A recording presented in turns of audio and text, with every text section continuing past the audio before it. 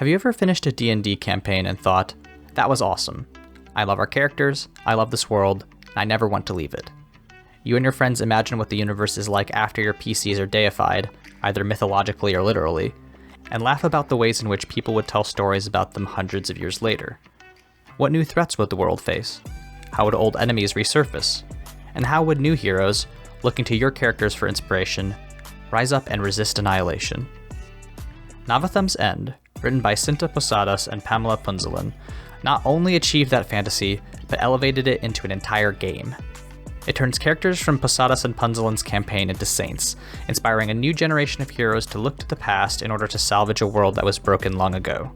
Absolutely stuffed with lore and employing a blend of Forged in the Dark, FITD, and Powered by the Apocalypse, PBTA, mechanics, Navathem's End is a robust game that will appeal to both D&D players and indie enthusiasts.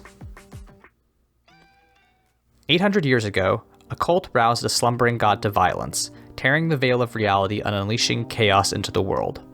Magic itself slowly trickled out of existence until a group of 7 heroes banded together to resist the cult's oppression.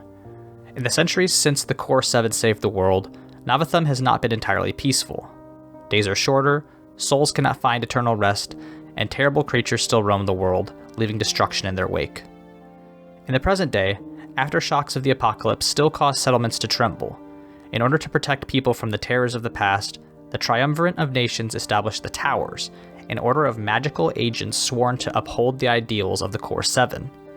Your table will play as agents of a tower, each emulating one of the 7 heroes and using their skills as a crafter, command, control, medic, scholar, shield, or weapon to defeat the remnants of chaos and prevent the world from shattering once more. Lore comprises a substantial portion of the book's over 200 pages. Navathem's End is very interested in establishing its setting. You could find nearly anything you might want to know about Navathem, from beliefs about the Core 7, to descriptions of festivals and holidays, to a full timeline of the scarred world's long history. While little setting information is absolutely vital to playing the game, I think the extensive background text does a great job of reinforcing its core themes. This world is one that has not forgotten the trauma of the past, and has taken steps to prevent future disaster. The most idealized people in the game are the 7 heroes who died 8 centuries ago to overthrow a wicked cult and that sought to bleed magic out of reality. And the most powerful organization is a pseudo-religious order that dedicates everything toward preserving what's left of the world. I really like that. Our own history has seen dozens of apocalypses and rarely spends time trying to avert the next one. If you dig into Navathem's End's fluff text, you'll find a book deeply interested in learning from the past, staving off annihilation, and having the hubris to believe in a better future. Navathem's End's mechanics are deceptively simple. Your character has 3 core stats, blood, crown, and will, respectively representing your physical capacity, intellectual faculties, and intuitiveness. I expected the game to use a standard PBTA FITD 2d6 system, but here is where the game makes its first iteration on those classics. Instead of just a failure, mixed success, full success spread, Navathem's End adds a 4th tier when you hit a 14 or higher, a success but.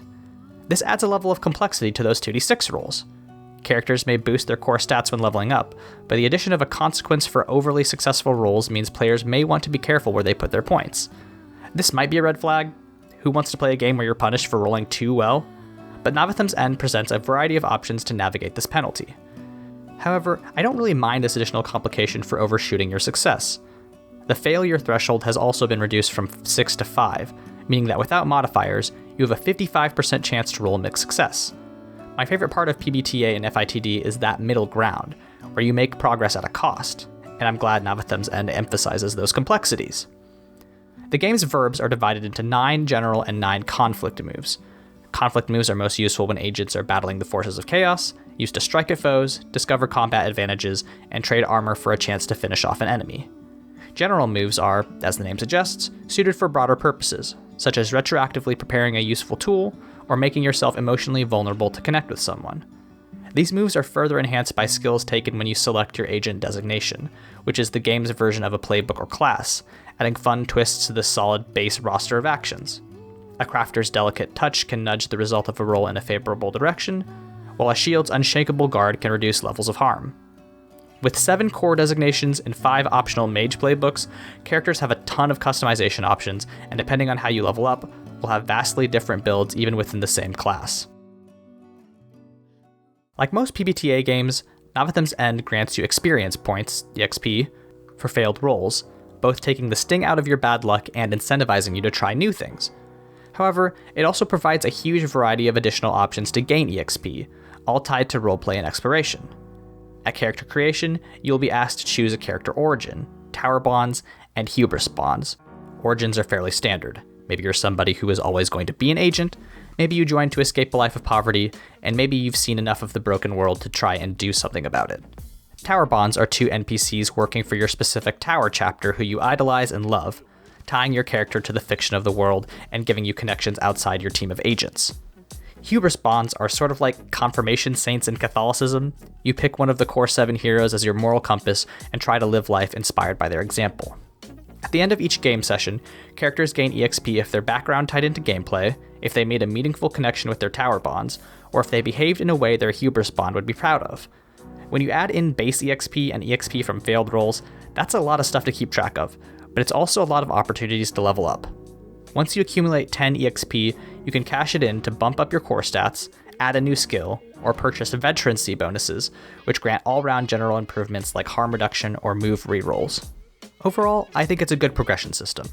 Characters will increase in efficiency and versatility over time, and being able to purchase skills from other playbooks will let you discover what builds you find most interesting without being punished for shopping around. And while I worry the multiple EXP streams may be difficult to keep track of, I'm never going to be upset when a game rewards players for engaging with the story. Becoming stronger because of mistakes, connections, and pursuit of ideals is a strong way to underscore the book's main themes, and I'm definitely going to use these roleplay incentives in my home games. I always want people to play more indie RPGs, but when you're faced with the cultural ubiquity of D&D and the considerable time commitment learning a new system requires, there's definitely some hurdles. But I think Navathem's End is a great way to get 5e players on board with the new games without launching them headfirst into something as chunky as Blades in the Dark, while maintaining a substantial number of classes and playstyles. New players will be eased into PBTA and FITD mechanics, and indie veterans will easily grasp the game's verbs while inhabiting a beautiful and fleshed out world. Lastly, I just think the story of Navathem's End's creation is something everyone can appreciate.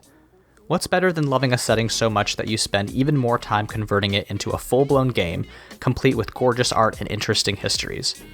More than anything, Navathem's End is a labor of love. The writers literally got engaged while I was working on this review. You can absolutely feel the dedication and genuine adoration for the world they and their collaborators have built in every page. If you take anything away from Navathem's End, besides the fact that it's a wonderful RPG, take this. The world may be broken, but through hard work, a willingness to learn from our past, and an unshakable trust in each other, we can build something new together. Thank you so much for watching. I really appreciate everybody who takes the time to look at these reviews. They take a lot of time to make, and I really, really hope that they're useful to the game designers and writers that I make them for. Comment other games in this video if you have a game that you think I would like to review. You can follow me on Twitter at AaronSXL, where I tweet about tabletop RPGs, health policy, and writing. I just released Forsaken, which is a Wretched and Alone journaling game about the rapture and end times as portrayed in the evangelical Left Behind series, which I think is weird and fun if you're somebody who has weird Christian trauma. I also do a couple podcasts. One is at Mortified Pod, where me and my friend Layla do critical media analysis. We just watched Fast and Furious Tokyo Drift, which has some themes, astonishingly.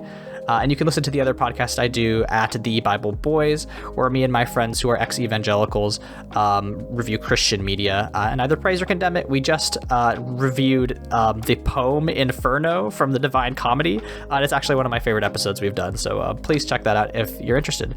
Anyway, thank you so much for watching this video, and I hope to have another one out in a couple weeks. Bye!